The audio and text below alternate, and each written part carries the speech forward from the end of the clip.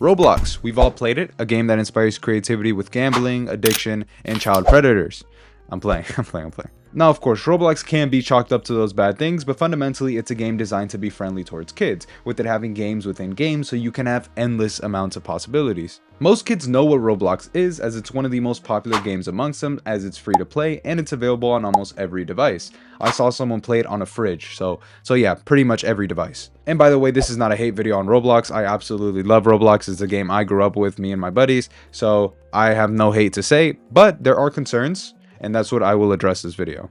And of course, the game has been getting more popular as the years progress, but with that popularity there comes a lot of bad actors that exploit the game for that recognition. Obviously, I'm talking about the people who text underage individuals, the PDFs, but there's also more. Roblox has actually received multiple lawsuits pertaining to addiction with younger kids. Many families in the state of California are filing lawsuits on this issue. And these lawsuits are increasing by the day, as most parents say that Roblox is intentionally designed to be addictive and therefore harms the youth. To me, that alone doesn't make a game unfriendly to kids. Being addictive in nature doesn't really mean a lot, as everything else in the world is addictive. Pizza is addictive, movies are addictive, every other game in the world is addictive.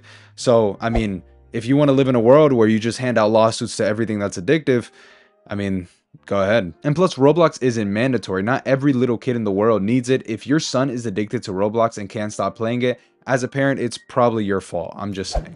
Nowadays, parents are so lazy, they just toss their kids their phone so they can shut up, and then they spend hours and hours, and it just teaches the kid to scream and cry to get whatever he wants. Like, I think some parents need to understand that kids want to be addicted. They have no consciousness of what's unhealthy or healthy to them.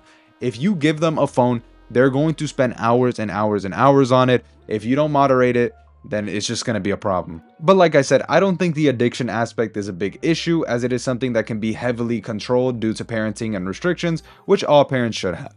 I think it's a lot more important to look at the other side of these lawsuits, which is the gambling embedded within a lot of Roblox games. And yes, I'm talking about games containing loot boxes, games with a mostly underage demographic, games like Adopt Me, Blocks Fruits, Pet Simulator, Murder Mystery, Jailbreak, basically every game. And loot boxes aren't inherently bad, as playing luck doesn't mean gambling, and when you play in a game to earn in-game currency, spending that to have a chance to earn something is fun.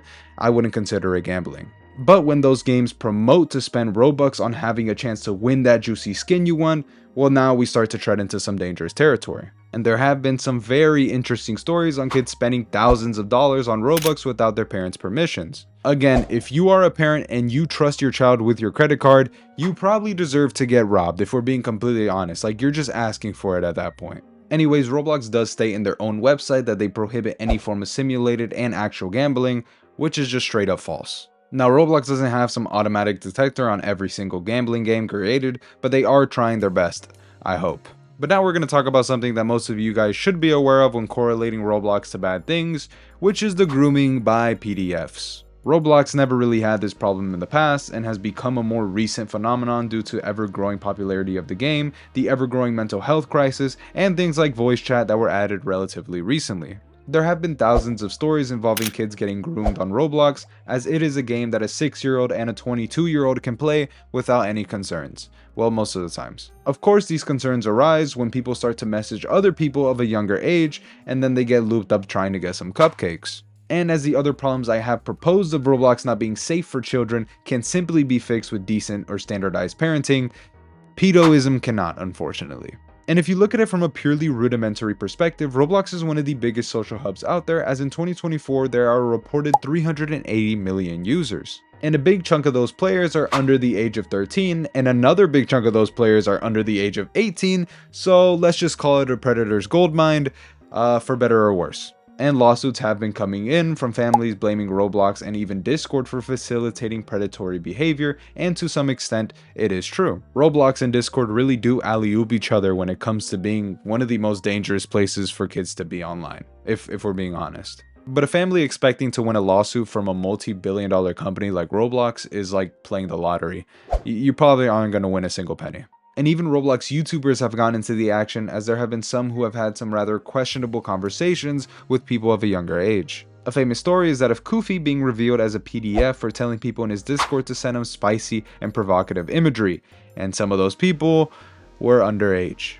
So, Yeah, pretty bad. And there also have been Roblox developers that take advantage of their position and also exploit and manipulate underage users. Like this guy Doc, who was the architect in this Roblox Sonic game, and he had some very disgusting things to say about some of the girls in his community, also making dark and edgy jokes to minors. And general influence in any sort of media will always lead to manipulation or some sort of exploitive behavior, seeing how many YouTubers or influencers have been seen being labeled as PDFs. They get some big Discord channel, and basically everyone who is in there wants to talk to him because he's some big content creator or they're just fans.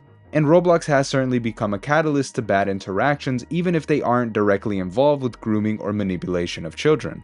Like this one story of this 36-year-old woman from Florida that faces attempted murder for instructing a 10-year-old daughter to hurt an infant.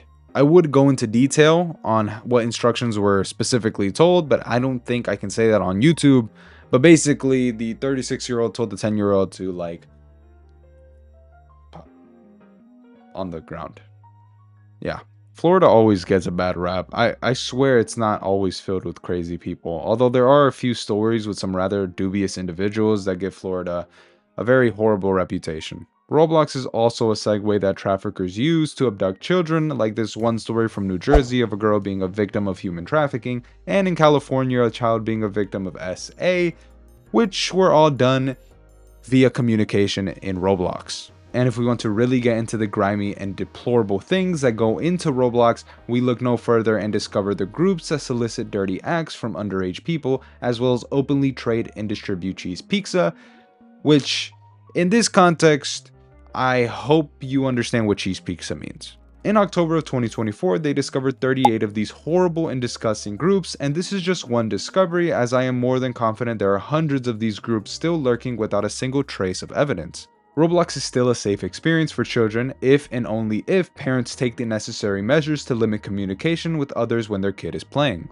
But a lot of parents are not aware of this, and due to a lack of understanding or just an upright trust in the online world, they do not use parental controls on their children, and that's when you start to get disgusting stories of people who are just weird and want to target underage children.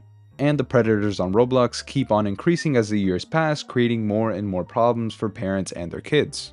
And like I said earlier, this has never really been a problem in the past, but so many factors outside of Roblox's control have contributed to inviting more and more weirdos to the platform, and it's something that you can't really fight anymore, but just only help prevent. Roblox can be a dangerous experience for younger people, but so can most forms of media when left unobserved. Anyways, what do you guys think about Roblox? Do you guys believe it is a safe place for children, or do you not?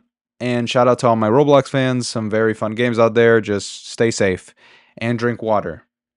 There's that new one going around, the Saratoga. It's not new, but I tried to buy it and it was like $40 on Amazon for a 3-pack. I was like, hell no, I'm not doing that. That's insane. Get that out of here. And plus, if you guys been seeing, I mean, like throughout the video, I got a sunburn. It's like peeling. Don't think I have some weird disease. I'm just very easily prone to sunburns. I mean, I'm really white. I went fishing, caught nothing. Yeah, suck. I mean, the usual Florida fishing. You just go out for like 8 hours and you catch nothing. So, bye. Have a fun day and subscribe if you like the video.